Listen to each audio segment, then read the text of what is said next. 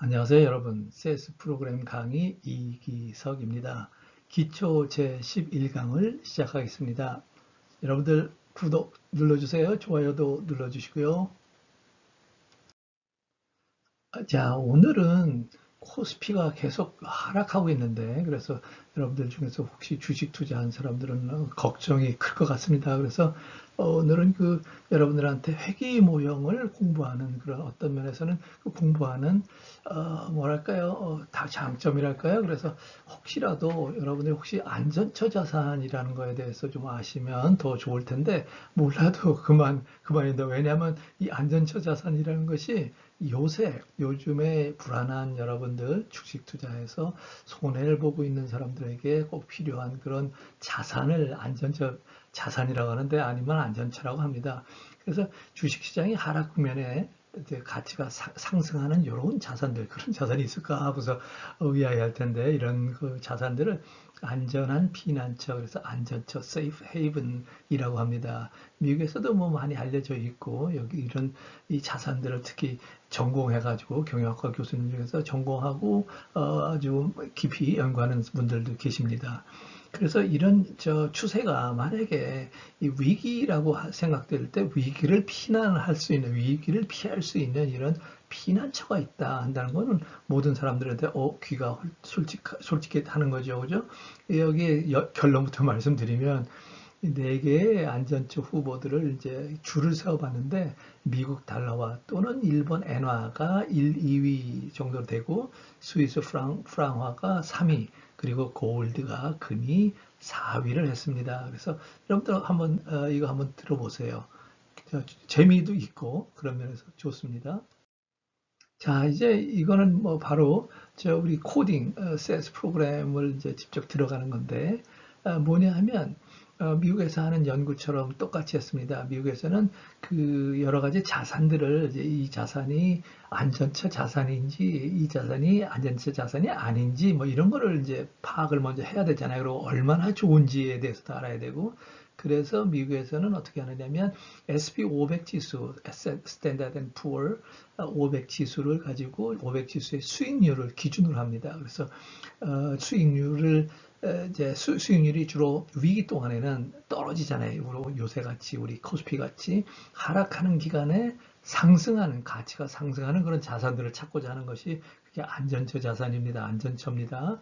그래서 여기 보면 좀 아까 네 개의 자산을 이제 소개를 했는데 여기 그 자산들을 이제 불러오는 거죠. 여러분들한테 내가 이 강의 전에 미국 자료 다운로드 받아서 업로드하기 또 한국 자료 받아서 다운로드 받아서 업로드하기 이 강의를 했잖아요. 그것들을 강의를 했기 때문에 올렸기 때문에 이제 여러분들이 한국 데이터, 미국 데이터 다 쓸 수 있다는 가정하에 이렇게 프로그램을 했습니다. 그래서 여러분들 뭐 똑같은데 한 가지만 DIF하고 LOG 해가지고 파란 색깔로 내 있는 거, 그거는 뭐라 그러죠? 우리는 요거를 rate of change를 구하는 거라고 그러죠. 뭐냐면 만약에 KO가 거기에 소문자로 KO가 뭐냐면 코스피 지수인데 코스피 지수의 로그를 한번 취하고 로그 취한 코스피 지수, 로그 코스피 지수를 DIF, First Differencing 한다는 건데 1차 차분한다고 그러죠. 우리나라 말로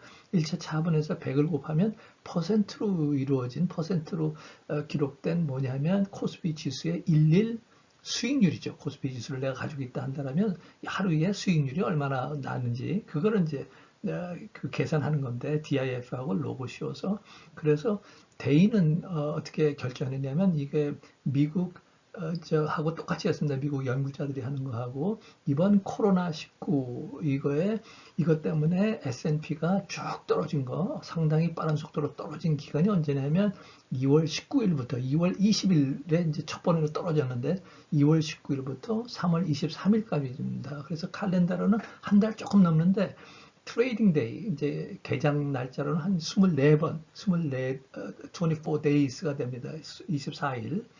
그래서 요것들은 이제 우리가 필요한 것들을 다 다운 받는 거죠. 여기서 이제 불러오는 거죠. 세스에서. 그래서 코스피 지수의 수익률이 이제 이게 기준이 되는 이게 설명 변수가 되는 거고 그 다음에 원 달러 환율 그 다음에 N달러 환율, 그 다음에 스위스 프랑하고 원 환율, 이런 것들이 이제 종속 변수가 돼가지고 요 수익률들을 다 계산하는 거죠. 일일 수익률. 요것들이 종속 변수가 돼가지고 이제 설명 변수는 코스피 수익률이 설명 변수가 다 되고요. 그래서 종속 변수만 이제 계속 변하는 거죠. 그래서 그 다음 보면 골드도 나오죠. 마지막으로 이제 골드가 있는데 그 여러 사람들이 많은 사람들이 골드는 위기에 어떤 면에서는 좋은 위기를 돌파할 수 있는 아니면 아까처럼 안전처 중에 하나 아니냐 이렇게 얘기를 하는데 그래서 골드도 이제 여기다 써봤습니다. 그래서 이제 merge하고 뭐 데이터셋 merge하고 하는 거는 여러분들 잘 안다고 생각하고 그러고 나서 이제 마델 4개가 있죠. 프락 렉 해가지고 리그레션 모델들이 4개가 있는데 그게 처음 거는 이쪽 왼쪽 편에 써놨습니다. 처음 거는 달러 수익률 WDG가 W가 원화 달러 이래서 WD라고 하는데 G는 이제 growth rate 그래서 성장률 그래서 이제 성장률이 수익률이죠. 그 다음에 엔화 수익률 우리가 원화를 이제 원화 대비 엔화 그래서 엔화가 분모에 있고 원화가 분자에 있는 이런 식이고 스위스 프랑화 수익률도 마찬가지 원화로 스위스 프랑화를 살 때 그래가지고 스위스 프랑화를 내가 간직하고 있으면 수익률이 얼마나 되는지 그거 계산하는 거고 골드도 마찬가지로 원화를 내고 골드를 사가지고 가지고 있을 때 수익률이 얼마나 나는지 이겁니다. 그 다음에 XI 설명서는 아까 얘기한 대로 코스피 수익률이고요. 일별 수익률이겠죠. KOG라고 해가지고 KOG는 설명서랑 똑같습니다. 그지? 이제 종속 변수만 바뀌고 4개고 그 다음에 KOG는 4개의 리그레션 모델에서 똑같이 설명 변수가 들어가 있죠.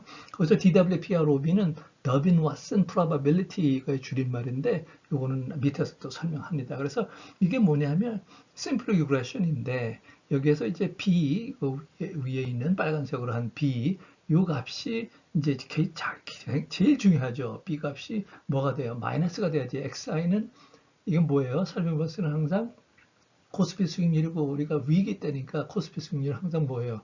떨어지는 건 마이너스죠. 마이너스를 다는데 B가 마이너스면 어떻게 돼요? Y는 종속 변수는 성장한다는 거, 올라간다는, 증가한다는 거 아니에요. 그죠? 마이너스하고 마이너스를 곱하니까 플러스가 돼가지고 그래서 B 값은 마이너스가 돼야 되는 거고 그래야지 좋고 그러고 마이너스 값을 크면 클수록 더 좋고 그렇고 이제 이거를 봐서 그러고 이왕이면 5%에서 B 값이 통계적으로 유효하면 더 좋죠, 그죠? 예, 그래서 요거를 다음 슬라이드 가면 이제 조금 좀 설명한 겁니다. 조금 더 크게 나와서 여러분들이 보면은 알 거고요. 이것도 이제 쓴 거고 그래서 여러분들이 보기 쉽게 큰 글자로 썼습니다.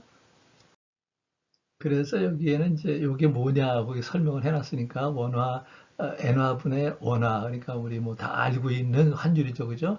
그 다음에 원화하고 엔화 수익률, 그 다음에 금값 수익률, 원화로 계산한 금값, 원화 대 스위스 프랑화, 그래서 스위스 프랑화를 사고 가지고 있을 때 수익률, 이런 것들이죠.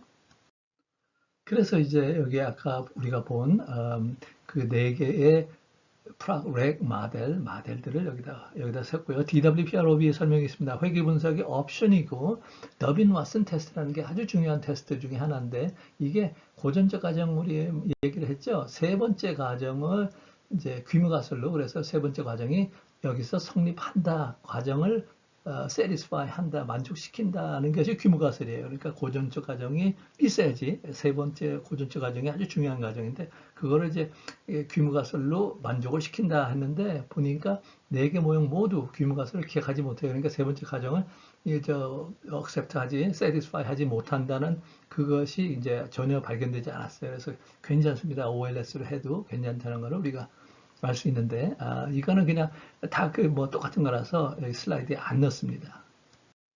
그래서 이제 보면 결과를 보면 처음에 달러를 샀을 때 이제 뭐 그 달러를 사놔야겠다 그래가지고 해서 요새 달러 계속 오르죠. 반대입니다.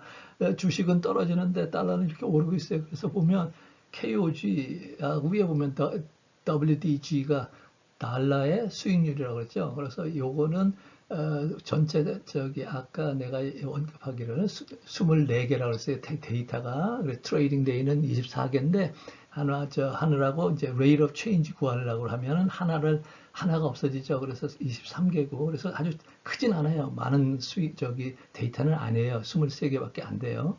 그래서 했는데도 불구하고 t 값이 마이너스 0.12985 그런대로 아주 좋죠. 괜찮은 상당히 큰 것 중에 하나인데 t 밸류가 특히 마이너스 2.87이라서 PR 해가지고 한 게 p 값이 0.0091, 0.05보다 적어요. 그죠? 적어서 통계적으로 유의하다고 할 수 있는 거죠. 그죠? 네.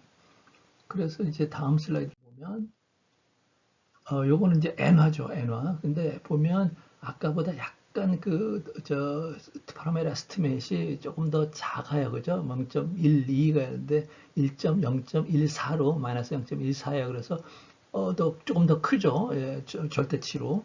그런데 t 값이 조금 더 작아요. 그죠?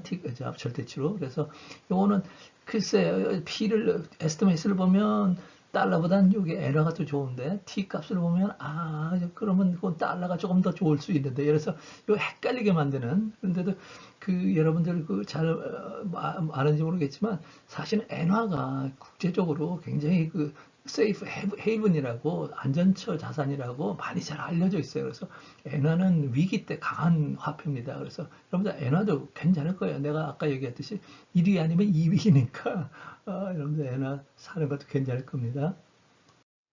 자, 여기서는 이제 스위스 프랑화, 그런데 이거 우월성 수인위는 3입니다. 3위. 그래서 보세요. 0.0이에요, 벌써. 0.1 이렇게 들어가야 되는데, 또 작고, 에스티메이트이 작고, t 값도 작고, 그래서 요거는 뭐, 엔화나 달러화에는 필적을 못하죠. 예, 요거는 그래서 3위로 돼 있고, 4위는 요거 마지막 거, 금은 벌써 파라메라 추정치가 마이너스여야 되는데 플러스예요. 그럼에도 불구하고 왜 금이 괜찮으냐? 어차피 0이야. 0이라고 하는 거를 금가스를 절대로 기각을 못 하거든요. 아주 작잖아. t 값이 작아서 이거 0이라고 해도 돼요. 그러니까 0이라는 건 뭐예요? 금값은 그냥 뭐 주식시장이 내려가건 뭐 하건 그냥 똑같다. 금값 이렇게 생각하면 돼요. 0이니까. B 값이 0이니까 뭐냐면 전혀 영향을 안 받고 그냥 금값은 똑같아. 그냥 변화가 없어. 내려가지도 않고 올라가지도 않고 뭐 이런 식입니다. 그러니까 뭐 주식은 자꾸 내려가는데 금값은 그냥 똑같으니까 이건 주식보다는 나은 거죠. 그죠? 그래서 사실은 요거는 약 안전처라고도 이제 어떤 사람들은 그런데 안전처, 약 안전처, 약한 안전처, 강한 안전처 뭐 이렇게 따로 부르는데 어쨌든 금도 안전처이면은 틀림없는 것 같아요. 그죠? 약 안전처인 경우에는 왜냐하면 0이라는 가설을 절대로 기각을 못하니까 0이라는 건 뭐예요? 뭐 안 떨어진다는 거거든. 그죠? B가 0이, 베타가 0이라는 거를 기각을 못하니까. 자, 그래서 이것들을 한 테이블로 이렇게 비교를 해봤는데, 아까 얘기한 대로 달러하고 엔하고 조금 헷갈려요. 거의 뭐 이게 1일 수도 있고 이 N이 1위일 수도 있고 왜냐하면 여기 그 95%를 신뢰 구간으로 이 잣대를 써가지고 어떤 안전처 자산이 후보가 더 좋은가 어떤 게 1위고 어떤 게 2위인가 요거를 잴 수 있어요. 그래서 거기 보면 오른쪽에 신뢰 구간 해가지고 이렇게 볼 수 있는데 원 달러는 좋은 게 뭐냐면 95% 신뢰 구간이 5% 신뢰 구간이 하한이건 상한이건 전부 마이너스야. 그러니까 그 얘기는 뭐냐 플러스로 되면 우리 주식시장이 떨어질 때 얘도 떨어진다는 거거든. 달러 가치도. 그래서 수익률도 떨어진다는 거거든. 그렇잖아요. 코스피 지수의 수익률은 항상 거의 마이너스라고 할 수 있으니까 거의 매일 마이너스라고 하면 돼요. 그러니까 그 파라메터가 B가 플러스면 B 값이 그러면 뭐예요? 그러면 종속 변수에도 마이너스 영향이 그대로 전달이 되는 거 아니에요, 그죠? 그러니까 B는 마이너스가 좋은데 여기 보면 달러 수익률은 전부 95% 신뢰 구간이 전부 마이너스예요. 그래서 좋다. 그런데 옌을 보니까 일본 엔화를 보니까 하한이 마이너스 0.3329로 0.2348 달러보다 더 왼쪽이에요. 더 왼쪽이면 왼쪽에서 좋다고 그랬잖아요. 절대치로 더 크면 클수록 마이너스가 붙고.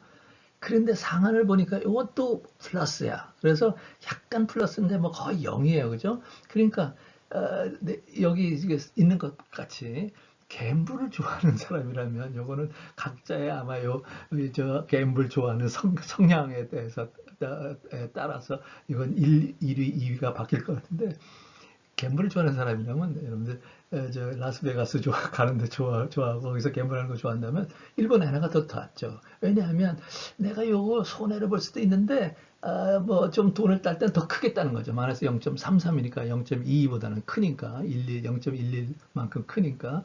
근데 여기에 무슨 위험이 있느냐? 요 내가 손해 볼 수 있어. 플러스니까 상한이 플러스니까. 근데 달러는 조금 작지만 플러스가 되기가 아주 쉽지 않아요. 플러스는 잘 안 돼. 거의 뭐 가능성이 없어요. 그러면은 요거는 뭐예요?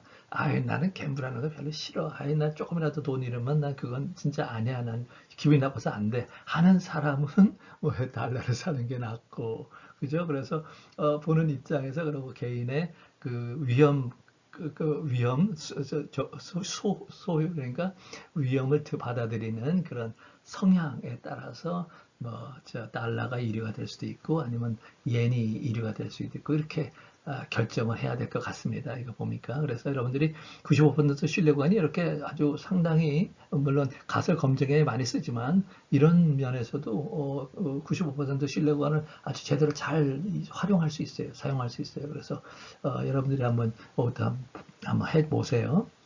그래서 요거는 이제 여러분들 95% 신뢰구간 이렇게 돼가지고 한쪽으로 그러니까 사실은 왼쪽 편으로 이렇게 마이너스 쪽으로 가는 건 좋잖아, 그죠?